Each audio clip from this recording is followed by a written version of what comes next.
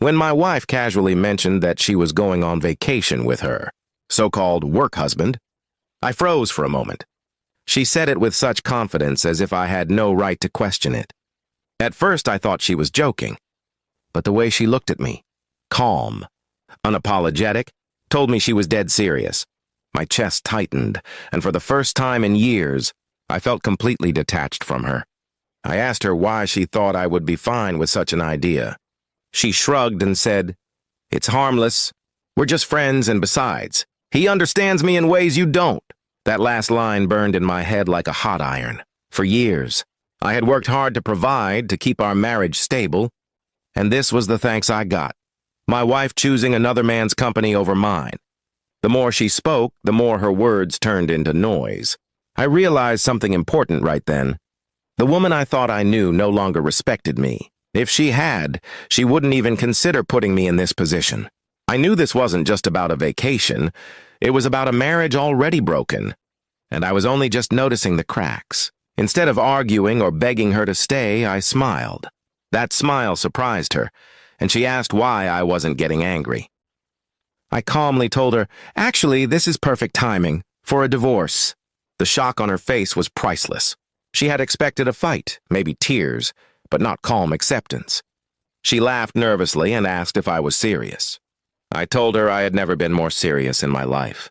I explained that I would not stop her from going, but when she returned, she would no longer have a husband waiting for her. If she wanted to treat another man like her partner, then she could go ahead, but not while being married to me. Her face turned pale. Suddenly, the confidence she had a few minutes ago melted into fear. She started saying things like, "It's not what you think, and you're overreacting." But I had heard enough excuses in my life. I wasn't going to sit around and let her disrespect me further. For days, she tried to backtrack, saying the vacation was harmless, that I misunderstood, and that her bond with him was just work-related. But if that were true, she wouldn't have hidden the details, or spoken about him in ways that crossed boundaries. My gut told me there was more, and I wasn't about to ignore it. I met with a lawyer the very next week. The lawyer listened carefully and told me I was making the right decision. I felt a strange kind of peace, knowing that I was reclaiming my dignity. For the first time in years, I wasn't reacting emotionally, I was taking action. When I told my wife I had already filed, she broke down crying. She begged me to reconsider, saying she never thought I would actually leave. Her words were filled with regret, but I knew better. She wasn't crying because she loved me. She was crying because she was losing the comfort and stability I had always provided. I reminded her of her own words, that this man understood her in ways I didn't. I told her to lean on him now, since she had already chosen him over me. Watching her realize the weight of her choices was painful but also liberating. For once, the power was in my hands.